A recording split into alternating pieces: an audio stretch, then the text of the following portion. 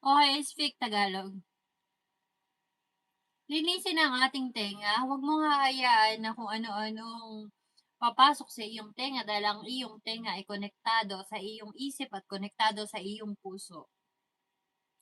Lagi mong tatandaan na huwag sagarin, huwag ipasok sa dulo, dun lang sa pinakalabas kasi nga ang iyong tenga ay delikado, baka masaktan.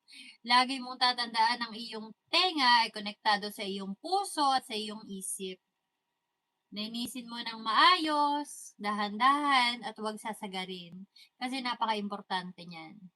At kung ikaw naman ay nakakarinig ng kung ano-ano, lagi mong iisipin sa iyong sarili na meron tayong tengang kaliwa at tengang kanan at kaliwa. May narinig kang hindi maganda, pag-aralan ng iyong isip pero lagi mong tatandaan